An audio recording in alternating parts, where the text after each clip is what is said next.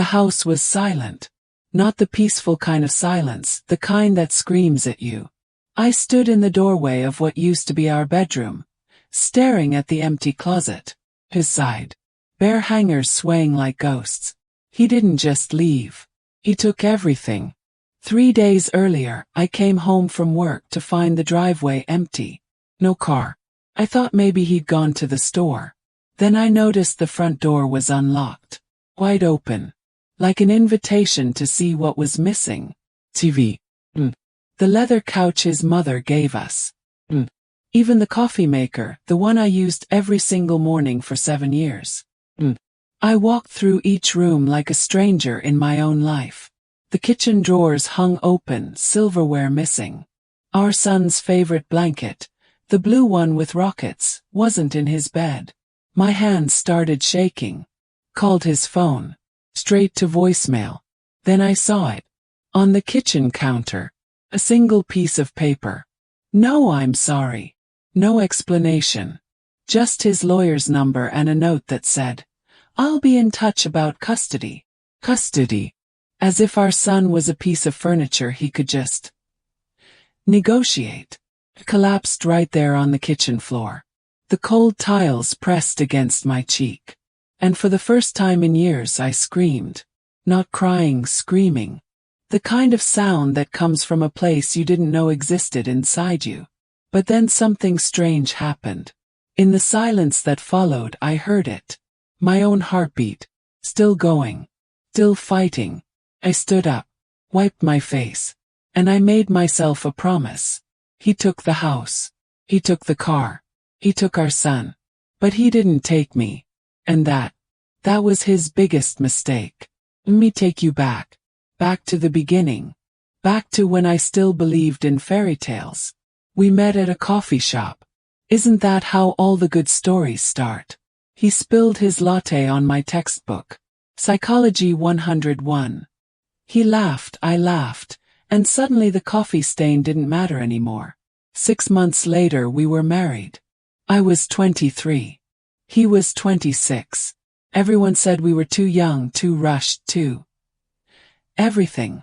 But when you're in love, you don't hear the warnings. You only hear the promises.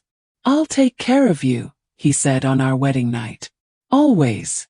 I believed him. Our son was born 2 years later. Daniel. 7 pounds 3 ounces. Perfect. When they placed him in my arms, I looked at my husband and saw tears streaming down his face. "We made this," he whispered. "We made something beautiful." For a while we were happy. Not movie perfect but real. He worked at his father's construction company. I stayed home with Daniel, took online classes at night. We had a small house with a mortgage we could barely afford, but it was ours. Sunday mornings we'd make pancakes.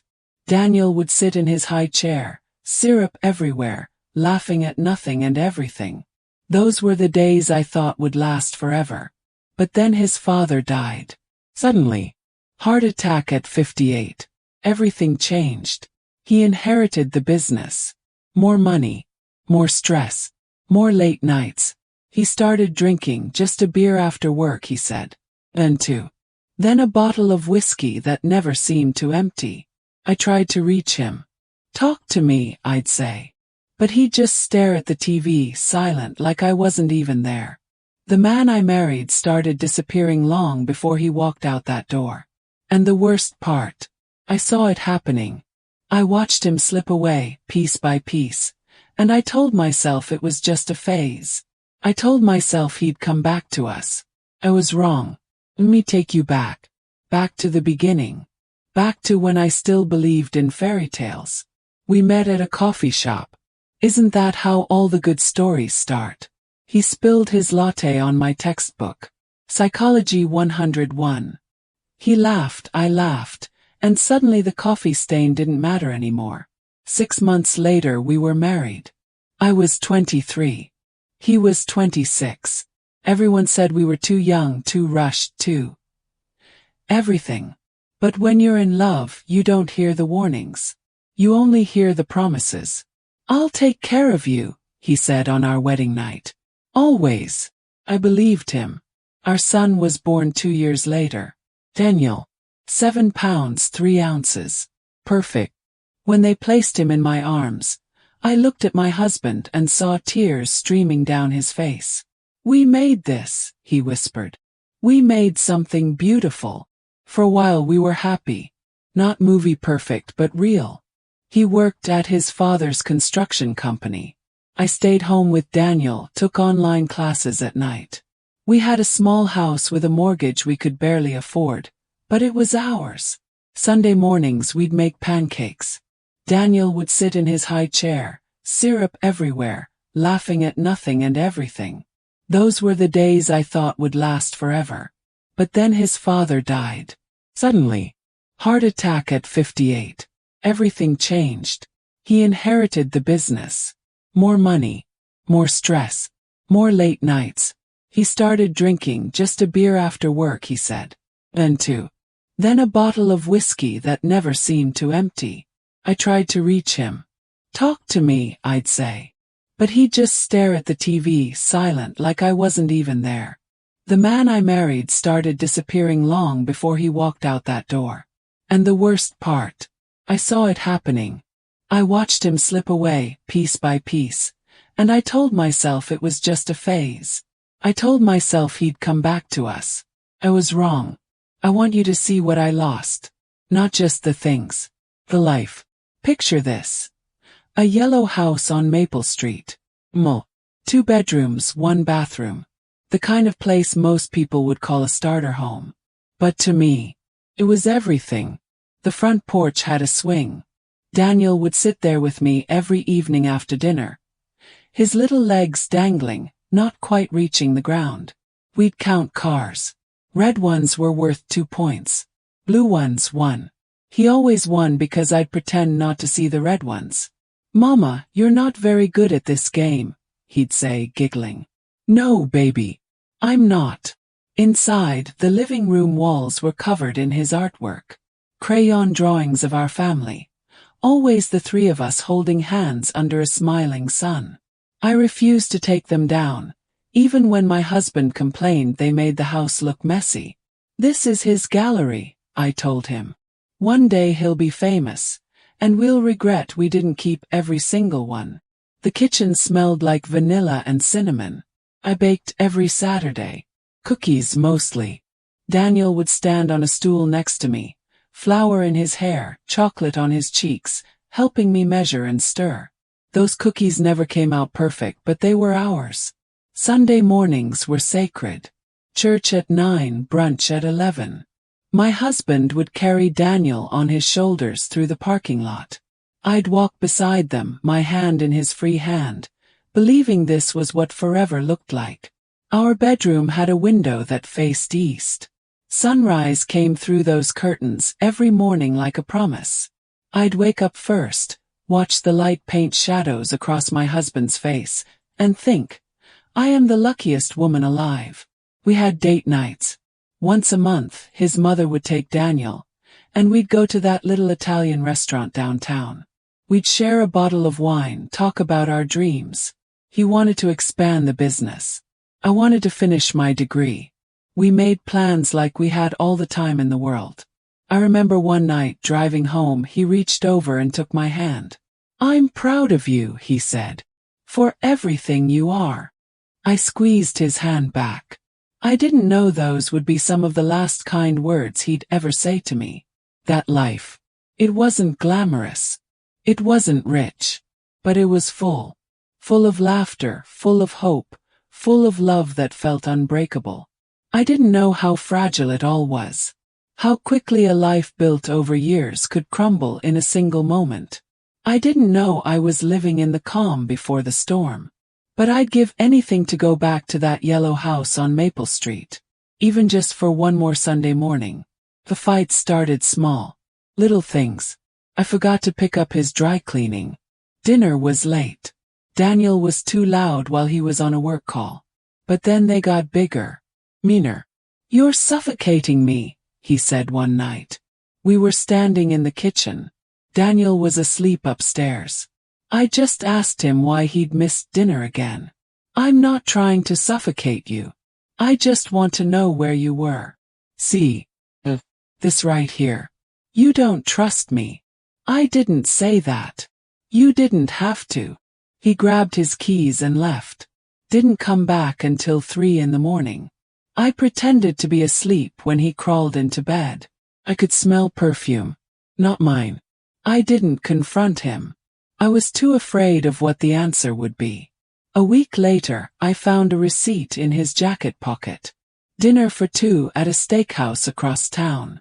Expensive wine. Dessert. The date was our anniversary. The same night he told me he had to work late. My hands shook as I held that piece of paper. I wanted to scream.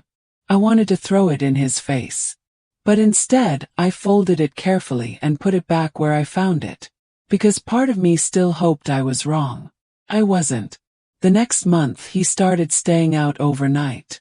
Sleeping at the office, he said. Big project. You understand. I didn't understand. But I nodded anyway. Daniel noticed. Where's Daddy? He'd ask at bedtime. Working, sweetheart. He'll be home soon. But soon never came. Then one morning I woke up and he was packing. Suitcase open on the bed. Clothes piled in without care. What are you doing? I can't do this anymore. Do what? Talk to me. We can fix this. He laughed. Cole. Me. There's nothing to fix. I don't love you anymore. I haven't for a long time. The words hit me like a fist to the chest. I couldn't breathe. What about Daniel? I'll see him on weekends. You'll see him. He's your son. And he'll be fine. Kids adapt. He zipped the suitcase. Walked past me like I was invisible. I followed him down the stairs, begging, crying, asking him to please just stay and talk. He didn't even look back. The door closed. The engine started. And just like that he was gone. I stood there in the hallway. Daniel's crayon drawings staring down at me. The happy family under the smiling sun. It was all a lie. 3 days later, everything else disappeared. The house, car, the furniture, even Daniel. He didn't just break my heart. He burned my entire world to the ground. I called the lawyer's number he left. A woman answered. Professional. Cole. I'd like to speak about my son. When can I see him? Your husband has temporary custody. You'll receive the official paperwork within the week. Temporary custody. On what grounds?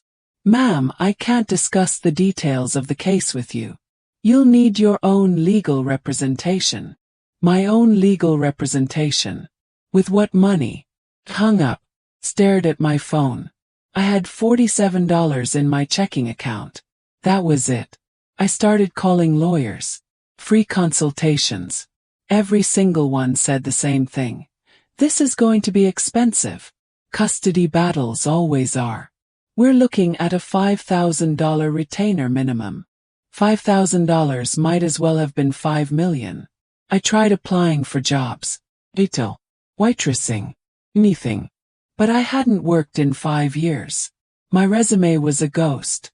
And every application asked the same question.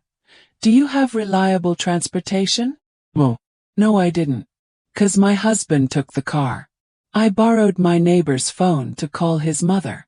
Maybe she could talk sense into him. Maybe she could let me see Daniel. Hello. It's me. Please. I just want to talk to my son. Silence. Then. He's better off without you right now. You're too emotional. Too unstable. Unstable. I'm his mother. And my son has full custody. There's nothing I can do. Blick. She hung up on me. I walked to the gas station 3 blocks away and applied for the night shift. The manager looked me up and down like I was something stuck to his shoe. You ever worked a register before? No, but I can learn. Can't hire someone with no experience. Insurance reasons. Another door closed. I went to social services. Sat in a waiting room for 4 hours. When my number was finally called, A tired woman behind plexiglass asked me questions like she'd asked them 1,000 times before. Why did you leave your home? I didn't leave. He took it. Is your name on the deed? No. It was in his family. Then legally it's his property. But I lived there. For 7 years. Do you have proof of residency? Utility bills in your name? I didn't. Everything was in his name. She slid a pamphlet across the counter. Here's a list of shelters. Some accept women with children, but since you don't have custody. I took the pamphlet. My hands were numb. I walked for hours. No destination. Just walk. Past the park where Daniel used to play. Past the coffee shop where we met. Past the church where we got married. I ended up at a bus stop. Sat down on the bench. A woman next to me was holding a baby. The baby was crying. She rocked him gently, whispering, "It's okay. Mama's here." I started crying too. Right there on that bench. Quiet tears that wouldn't stop. The woman looked at me. "You all right, honey?" I wanted to say yes. I wanted to lie and say I was fine. But instead I shook my head. No, I'm not all right. I don't think I'll ever be all right again. She didn't say anything. Just reached over and squeezed my hand. And for one small moment, I didn't feel completely alone. I stayed at a motel that night. $29 for a room that smelled like cigarettes and regret. The bed sheets were stained. The TV didn't work. There was a crack in the window that let in the cold. I lay on that bed and stared at the ceiling. Water-stained tiles. Peeling paint. This was my life now. Pulled out my phone. Scrolled through photos of Daniel. His first birthday. His first day of preschool. Halloween last year when he dressed as a dinosaur. He was so proud of that costume. I tried calling my husband. Block. I tried texting. The messages turned green. Undelivered. He'd erased me. Completely. I thought about my parents. Both gone. Cancer took my mom when I was 19. Car accident took my dad 2 years later. No siblings. No family. The friends I had before marriage had slowly disappeared when I became a stay-at-home mom. You lose people when your life becomes diapers and playdates. I was alone. Truly, completely alone. I opened my bank app.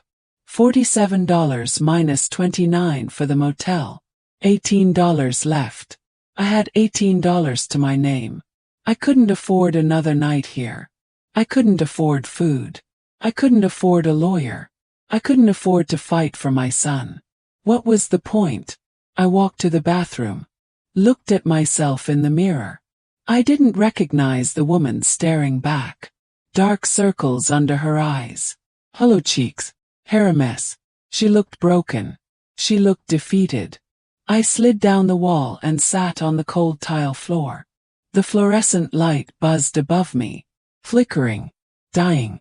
For the first time in my life, I understood why people give up. Not because they're weak, but because the weight becomes too much. Because you can only carry so much pain before your knees buckle. I thought about Daniel growing up without me. Forgetting my voice. Forgetting the way I used to sing him to sleep. Calling another woman mom, because his father would move on and I'd just be a story he barely remembered. That thought crushed me. I cried until there were no tears left. Until my throat was raw and my chest ached. I cried for everything I'd lost. For the woman I used to be. For the future I thought I'd have. And then I stopped. Not because I felt better. But because I was empty. Pulled myself up. Looked in the mirror again. "You're done," I whispered. "You have nothing left." But even as I said it, even as I believed it, I felt it. Faint. Like a pilot light in the dark. My heartbeat. Still going. Still fighting. And somewhere deep inside, beneath all the pain and the fear and the grief, something stirred. Not hope. Not yet. But something. Refusal. A stubborn, unreasonable refusal to disappear. I pressed my hand against my chest. Felt the rhythm. Not yet, I said to the broken woman in the mirror. I'm not done yet. I didn't know how I'd survive tomorrow. I didn't know how I'd get my son back. I didn't know anything except this. I was still breathing. And as long as I was breathing, the fight wasn't over. I checked out of the motel at dawn. Couldn't afford another night anyway. I walked to the public library when it opened at 9. Free, warm, quiet. The librarian gave me a sympathetic smile as I passed her desk. I wondered how many people like me she saw every day. People with nowhere else to go. I sat at a computer, Googled free legal aid for mothers. Pages and pages of results. I started making a list. Phone numbers, addresses, office hours.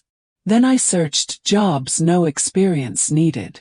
Warehouse positions, cleaning crews, overnight stocking at grocery stores. I filled out applications. 27 of them. My fingers ached from typing. At noon, I went to the church I used to attend. The one where Daniel and I counted cars on the steps. The one where my husband and I made promises we couldn't keep. The doors were unlocked. I walked inside. Empty pews. Stained glass windows casting colored light across the floor. It was silent except for my footsteps. I sat in the back row. The same spot where I used to sit with my family. I wasn't sure I believed in God anymore. Not after everything. But I bowed my head anyway. I don't know if you're listening, I whispered. I don't know if you care. But I need help. I can't do this alone.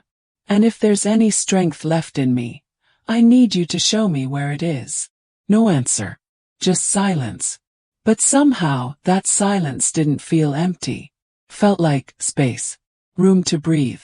I left the church and walked to the pawnshop on 5th Street. In my purse, I still had my wedding ring. White gold.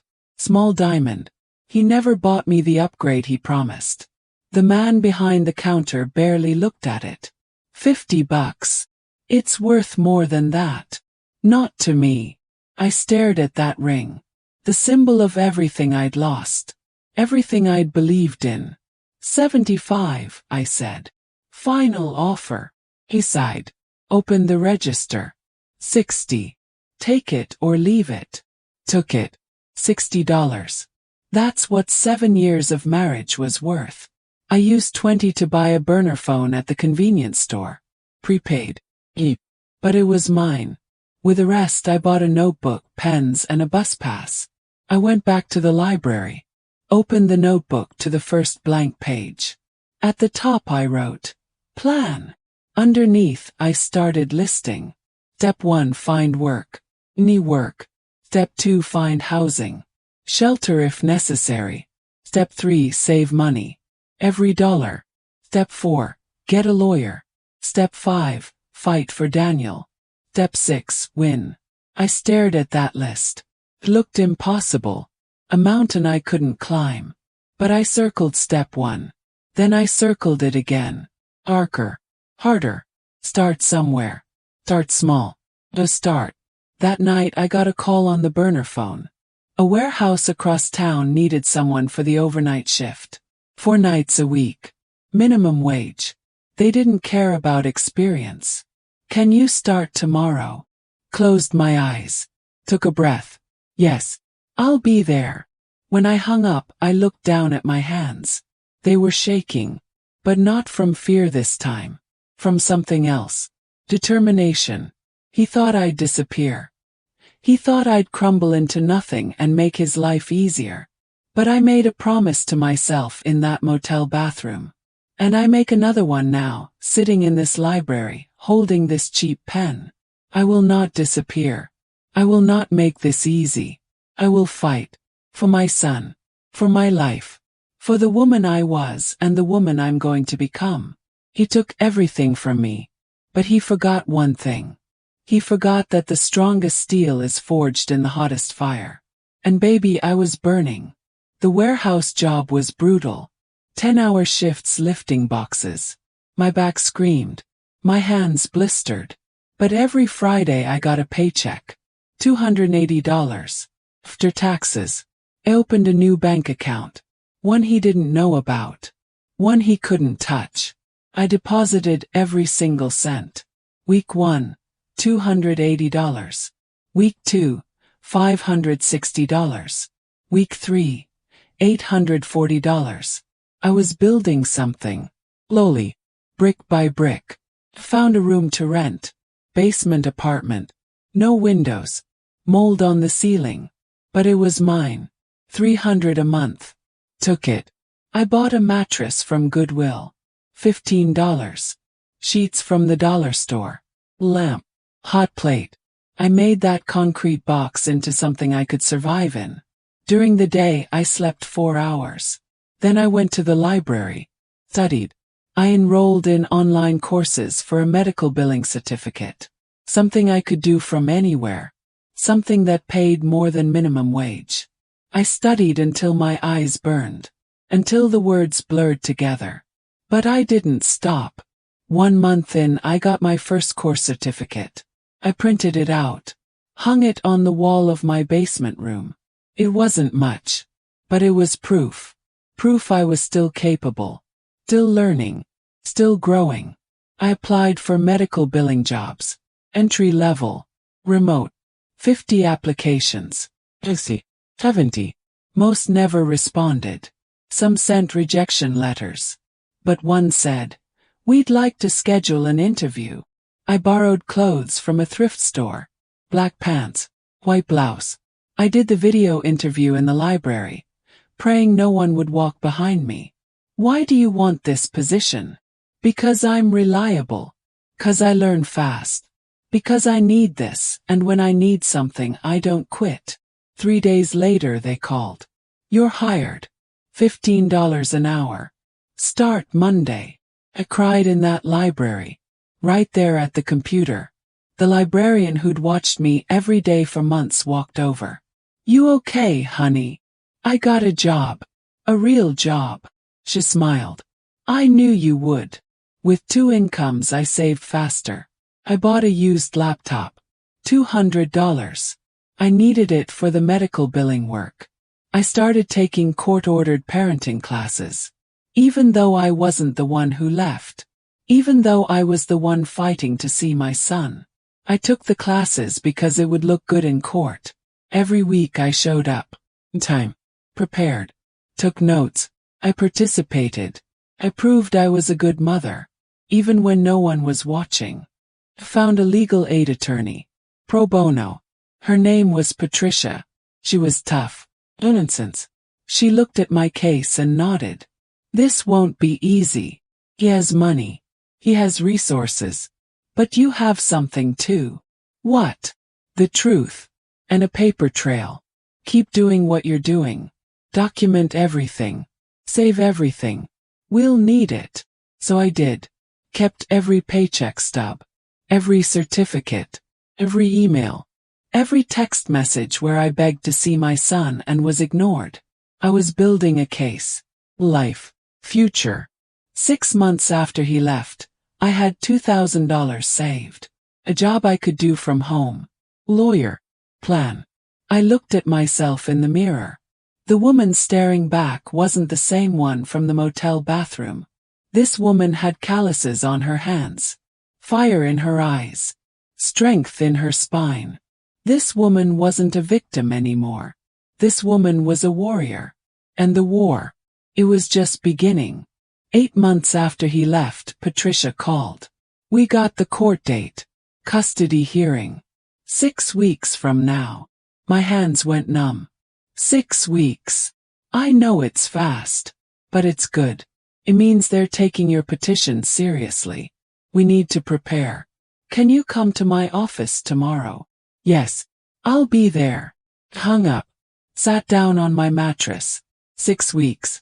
In 6 weeks I'd see Daniel again. In 6 weeks, I'd fight for my son in front of a judge. In 6 weeks everything could change. I threw myself into preparation. Patricia drilled me on questions they'd ask. She reviewed my documents, my paychecks, my certificates, my parenting class completion letter. "You've done good work," she said. "Really good. But you need to be ready for them to attack your character. They'll say you were unstable, that you abandoned the home. I didn't abandon anything. He forced me out. I know. But we have to prove that. Do you have anyone who can testify on your behalf? Neighbors? Friends? Anyone who saw what was happening? Thought hard. My old neighbor, Mrs. Chen. She used to watch Daniel sometimes. She'd seen the fights. Seen my husband come home drunk. Seen me crying on the porch. Maybe. I can ask. I found Mrs. Chen's number. My hand shook as I dialed. Hello. Mrs. Chen, it's me. Hey. I need your help. She was quiet for a moment. Then, tell me what you need. She agreed to testify. Said she'd been worried about me for months. Said she was glad I was fighting. I cried after we hung up. Someone believed me. Someone saw. 3 weeks before the hearing, my burner phone rang. Unknown number. Hello. Mom. Everything stopped. The world. My breath. Time itself. Daniel. Yeah. It's me. His voice. Deeper than I remembered. He'd grown. In 8 months my baby had grown. Oh my God. Baby, are you okay? Where are you? Are you safe? I'm at Grandma's house. Dad's at work. Hey, I found your number in his desk. I'm sorry I haven't called. He said you didn't want to talk to me. My heart shattered. What? Oh, no baby, that's not true. I've been trying to reach you every single day. He blocked me. He wouldn't let me. I know. His voice cracked. I heard him talking to Grandma. He lied. About everything. Silence. Heavy. Painful. I miss you, Mom. I pressed my hand over my mouth to keep from sobbing out loud. I miss you too. So much. More than you could ever know. Are you coming back? Grandma said you left us. I didn't leave. I would never leave you. Your father. It's complicated. But I'm fighting, Daniel. I'm fighting to get you back. I want to come home. You will. Promise. I'm going to bring you home. We talked for 20 minutes. He told me about school. About his new room at Grandma's house. About how Dad was always angry now. Always on the phone. Always yelling. I have to go, he whispered. I hear the garage. He's home. Okay. Love you. So much. I love you too, Mom. Blick. He was gone. I sat there holding the phone. Tears streaming down my face. He remembered me. He missed me. He wanted to come home. Called Patricia immediately. He called me. Daniel called me. That's good. That's really good.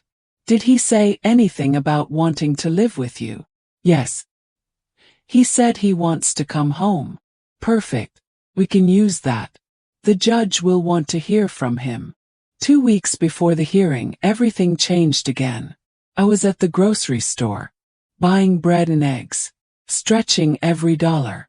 And I saw him, my husband, standing in the checkout line.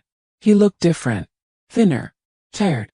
There was a woman next to him, young, pretty.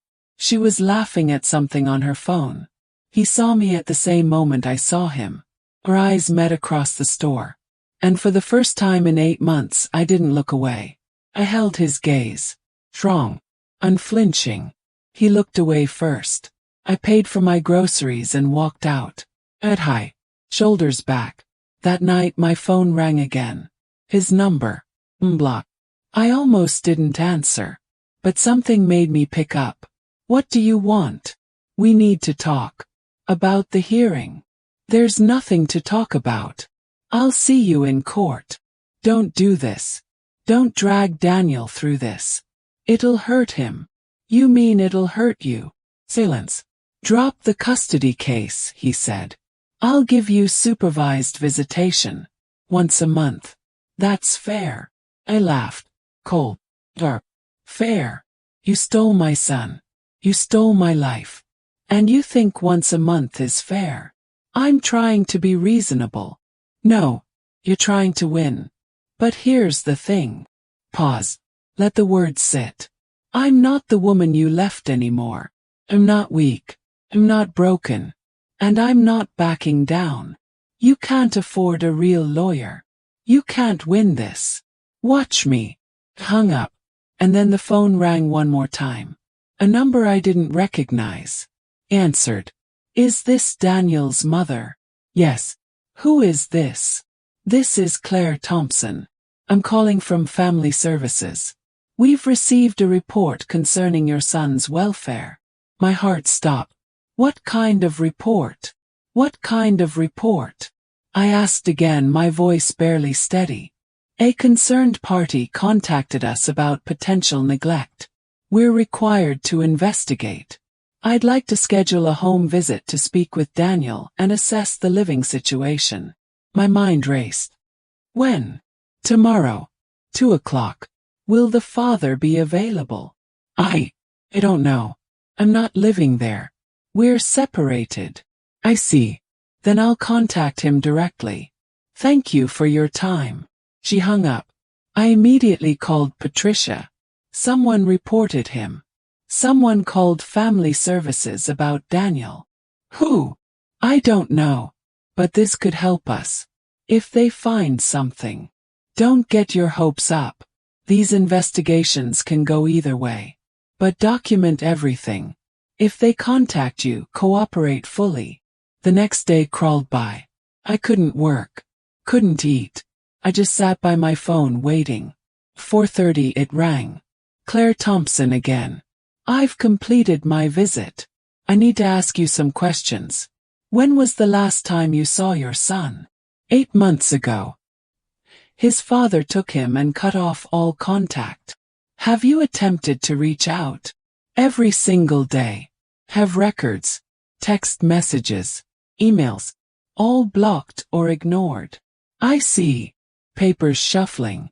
During my visit today, I observed several concerning factors. The home was in disarray. There was evidence of alcohol consumption. And Daniel appeared withdrawn. When I asked about his mother, he became emotional. My chest tightened. Is he okay? Physically, yes. Emotionally, he's struggling. He told me he wants to see you. That he misses you. That his father told him you didn't want him anymore. Rage flooded through me. That's a lie. A complete lie. I believe you. And I'll be including my findings in my report to the court. Your custody hearing is in 2 weeks, correct? Yes. My recommendation will be for joint custody pending further evaluation. Possibly primary custody to you if the father doesn't address the issues I documented. I couldn't breathe. Are you serious? Very. I'll be in touch. In the meantime, I'm arranging a supervised visit for you and Daniel. This Saturday, 10 a.m. at the Family Services office. Can you make it? Yes. Absolutely. Yes. Saturday came. I arrived 30 minutes early. Paced the parking lot. Changed my shirt twice. My hands wouldn't stop shaking. At exactly 10 o'clock, a car pulled up. His mother's car. The back door opened. And there he was. Daniel. Taller. Hair longer. But still my boy. Still my baby. He saw me through the window. His face lit up. He scrambled out of the car and ran. Mom! I dropped to my knees. Caught him in my arms. Held him so tight I thought I'd break him. I'm here. I'm here, baby. I'm here. He sobbed into my shoulder. I thought you left me. I thought you didn't want me. Never. Not for 1 second. I have been fighting every single day to get back to you. We spent 2 hours together in that supervised room. A social worker sat in the corner, taking notes. But I didn't care. I just held my son. Talk. We laughed. We cried. Are you coming home? He asked. Soon. Very soon. When the visit ended, he didn't want to let go. Do I have to go back? The social worker stepped in gently. Just a little longer, Daniel. You'll see your mom again soon. I promise. He hugged me one last time. I love you, Mom. I love you more than anything in this world.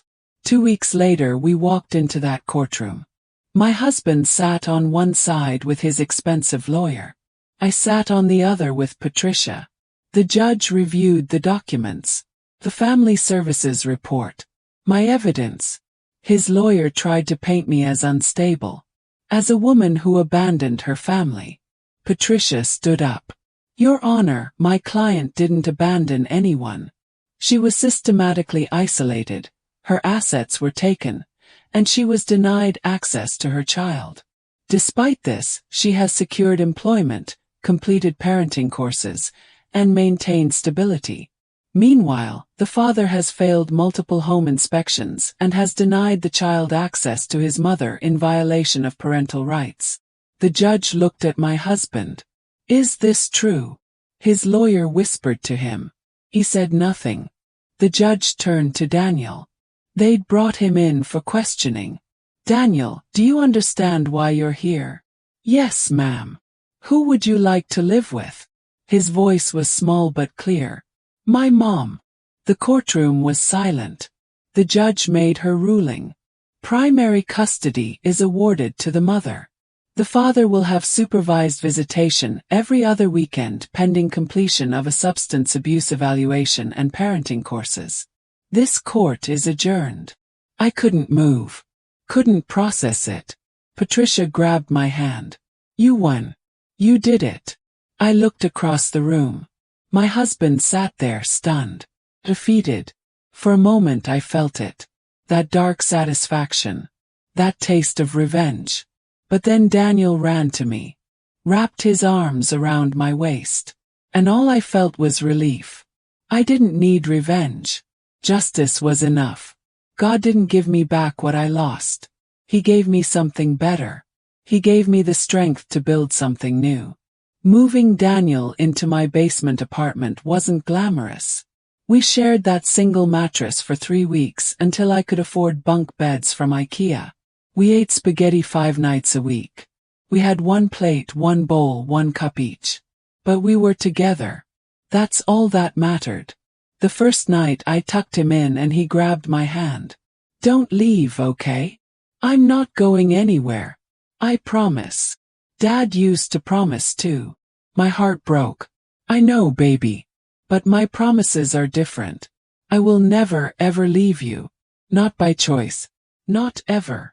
He fell asleep holding my hand. I watched him breathe in the dim light. This child who'd been through so much. Who'd been lied to. Used as a weapon. Caught in the middle of adult failures. He deserved better than what we'd given him. Over the next few months we built a routine. Breakfast together. I'd work while he was at school. Pick him up at 3. Homework at the kitchen table. Dinner. Stories. Simple. Steady.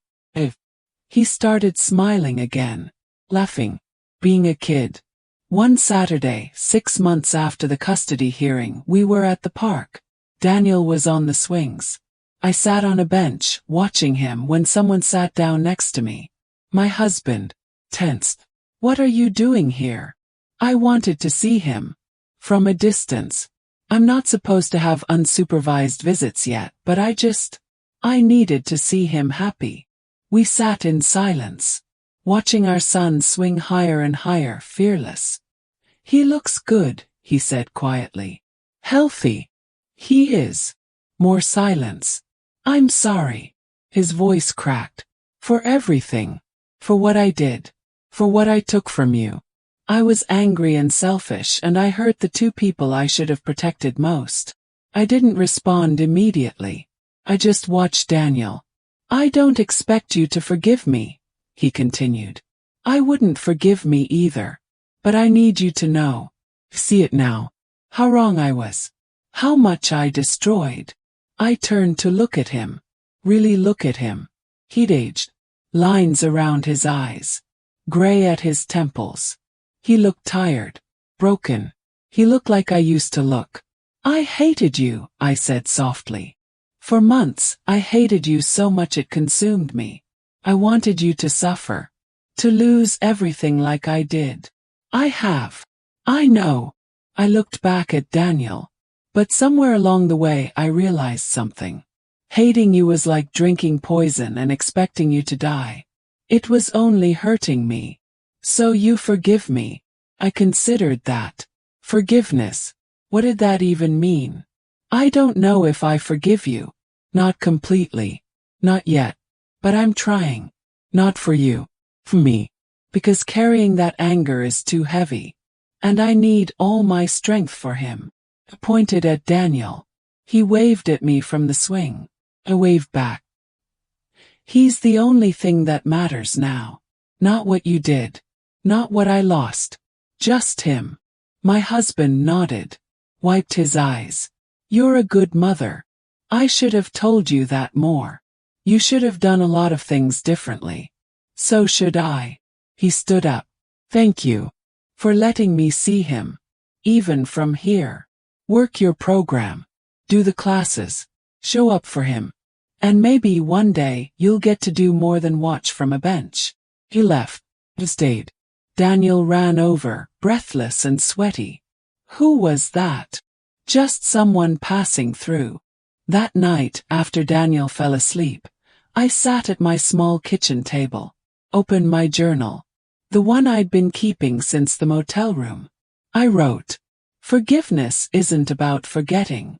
It isn't about saying what happened was okay. It's about releasing the grip that pain has on your heart. It's about choosing peace over bitterness.